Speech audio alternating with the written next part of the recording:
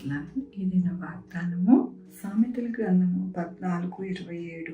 యెహోవా యందు భయభక్తులు కలిగి ఉండుట జీవపు ఊట, అది మరణపాశముల నుండి విడిపించును. ఎంత గొప్ప వాగ్దానాన్ని దేవుడు మనకి అనుగ్రహిస్తూ ఉన్నారండి.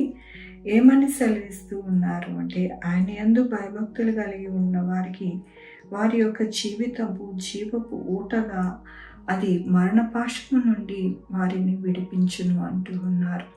మన యొక్క జీవితాలలో ఈ యొక్క దినములలో ఎన్నో ఇబ్బందులు, ఎన్నో కష్టములు, ఎంతో వ్యాధులు, అలాగే క్యాన్సర్ అని, ఎయిడ్స్ అని, అనేకమైన భయంకరమైన వ్యాధులు, వాటిని అన్నిటి నుండి విడుదల అనుగ్రహించే దేవుడుగా మన దేవుడు ఉన్నారు. ఎప్పుడు అంటే ఆయన యందు భయభక్తులు కలిగి ఉండుట జీవపు ఊటగా ఉంటూ ఉన్నారు అని దేవుడు సెలవిస్తూ ఉన్నారు. జీవపు ఊట అనగా ఆయన మన యొక్క జీవితంలో ఆ యొక్క పరిస్థితులన్నింటినీ కూడా చక్కపరిచి చక్కగా మనల్ని బాగు చేసేవారిగా ఉంటారు అని దేవుడు సెలవిస్తూ ఉన్నారు.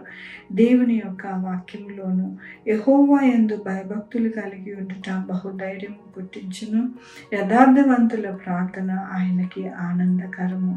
దేవుని యొక్క వాక్యం ఏమని సెలవిస్తూ ఉన్నది అంటే, మన యొక్క రోగములో నుండి, మన యొక్క వ్యాధిలో నుండి, మన యొక్క జీవితాలలో దేవుని యందు భయభక్తులు ఎవరైతే కలిగి ఉంటారో వారికి బహుధైర్యము పుట్టిస్తుందంట. వారి యొక్క ప్రార్థన కూడా దేవునికి ఆనందకరముగా ఉంటుందంట. దేవుడు ఆనందించిన వారు బహుమానము ఇవ్వక మానరు కదండి. కాబట్టి మన జీవితాలు ఎలాంటి జీవితాలు, ఎటువంటి అనారోగ్యము, ఎటువంటి వ్యాధితో బాధపడుతూ ఉన్నప్పటికీ కూడా దేవుడు మనకి తోడై ఉన్నారని మనకి ధైర్యము కలిగి మనము ఎల్లప్పుడూ కూడా వాటి నుండి జయించి చక్కటైన ఆరోగ్యవంతమైన జీవితము మనకి దేవుడు అనుగ్రహిస్తాను అంటూ ఉన్నారు. మనమందరము కోరుకునేది, ఆశపడేది మన యొక్క జీవితాలు మారాలి. మన యొక్క జీవితాలలో ఉన్న ఆ యొక్క అనారోగ్యములు అన్నిటినీ కూడా దేవుడు తీసివేయాలి, మరణ భయమును తీసివేయాలి అని మనము కోరుకుంటూ ఉంటాం. దానినే దేవుడు అంటూ ఉన్నారు, నేను మరణపాశము నుండి విడిపించేవాడును నేనే. అలాగే మీ యొక్క జీవితాలని ఎల్లప్పుడూ కూడా తేటగా అనగా చక్కటి అయిన ఆరోగ్యవంతమైన జీవితాలని మీకు అనుగ్రహిస్తాను. కాబట్టి మీరు ధైర్యం కలిగి మీరు ఎల్లప్పుడూ కూడా ప్రార్థనలోను వాక్యములోను నా యందు భయభక్తులు కలిగి ఉంటే కనుక మీ జీవితం ఎల్లప్పుడూ కూడా జీవపు ఊటగానే ఉంటుంది, కానీ మరణపాశముగా ఉండదు అని దేవుడు సెలవిస్తూ ఉన్నారు. దేవుడు ఈ మాటని దేవుడు మనకి అనుగ్రహిస్తూ ఉండగా మనమెందుకు దిగులు పడాలి, మనమెందుకు భయపడాలి, మనమెందుకు ఎంతో అధైర్యపడాలి. కాబట్టి మనము ఎల్లప్పుడూ కూడా ధైర్యంతో ఆయన పాదాలు పట్టుకుంటూ మనము జీవించాలి అని దేవుని యొక్క వాక్యముతో, వాగ్దానముతో దేవుడు మాట్లాడుతూ ఉన్నారు.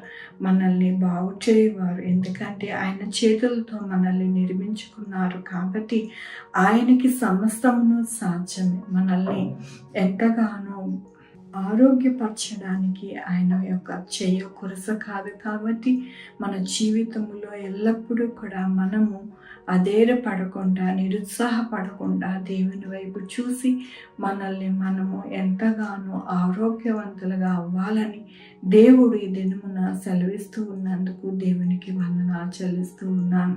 ఈ దినము నా పుట్టినరోజు, పెళ్లి రోజు, అనేక శుభదినములు చేసుకుంటున్న వారందరికీ కూడా నిండారుగా శుభాకాంక్షలు తెలియజేస్తూ ఉన్నానండి. మీ జీవితంలో దేవుని యొక్క ఆశీర్వాదము, ఆయన బహుమానము, ఆయన ధననిధి మీకు అనుగ్రహింపబడును గాక. ప్రార్థించుకుందామండి.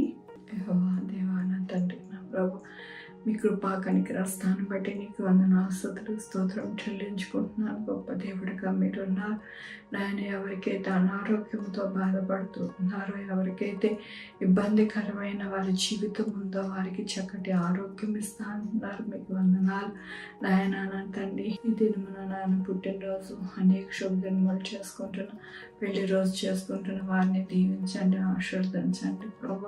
వారికి మీ యొక్క నిండైన కృపను, బహుమానాలను వారికి అనుగ్రహించండి. మా కొరకు ప్రార్థించమన్న వారిని వారి యొక్క బిడ్డల భవిష్యత్తు, ఆరోగ్యము, వారి చేపలు, వారి ఉద్యోగము, వారి వ్యాపారం తోడై ఉండండి. Sugar, BP, thyroid, heart problem, kidney problem, AIDS, cancer, నరాబలహీనత, పెరాలసిస్, క్యాన్సర్, ప్రతి విధమైన అనారోగ్యాన్ని స్వస్థపరిచే యెహోవా నేనన్న మీ కృపను వేడుకుంటున్నానయ్యా. బిడ్డల ఒకళ్ళు తోడై ఉండండి నాయన. బిడ్డలు లేని వారి బిడ్డలు దయచేయండి. బిడ్డలకి సుఖమైన కాన్పు దయచేసి తల్లి బిడ్డ క్షేమం దానికి సహాయం చేయండి. 2-వీలర్, 4-వీలర్, బస్సెస్, ట్రైన్స్, ఏరోప్లేన్లో ప్రయాణం చేస్తుండే ప్రతి ఒక్కరికి సురక్షితమైన ప్రయాణం దయచేయండి నా ప్రభా. నాయనా నా తండ్రి, కాంపిటేటివ్ ఎగ్జామ్స్కి ప్రిపేర్ అవుతున్న వారికి తోడై ఉండండి, జ్ఞానం ఇవ్వండి, చక్కటి ఎగ్జామ్స్ రాయడానికి సహాయం చేయండి నా ప్రభు. నాయన చంటి బిడ్డలు అనారోగ్యంతో ఉన్నారు, వారిని స్వస్థపరచండి, స్వస్థపరచు యెహోవా నేనన్నారు. ఆర్థికంగా ఎవరైతే ఇబ్బంది పడుతున్నారో వారికి తోడై ఉండండి నాయన. ఎవరికి కూడా ఎటువంటి వ్యాధులు కానీ, కష్టం కానీ, నాయన అప్పుల బాధ కానీ నా ప్రభు ఉండకుండా సహాయం చేయండి నాయన. గొడవలు కానీ నా ప్రభు, కోర్టు కేసులు కానీ, పోలీస్ కేసులు కానీ ఏమీ లేకుండా సహాయం చేయండి నా ప్రభు. ప్రతి ఒక్కరిని సంరక్షించి నడిపించమని కోరుకుంటున్నాను. పాదాల దగ్గర పెడుతూ నా ప్రభు, నా రక్షణ యేసుక్రీస్తు పరిశుద్ధమైన నామమున అడిగి వేడుకుంటున్నాను తండ్రి, ఆమె. తండ్రి, కుమారు, పరిశుద్ధాత్మ సదాకాలం మనందరికీ తోడై ఉండును గాక. ఆమెన్. God bless you.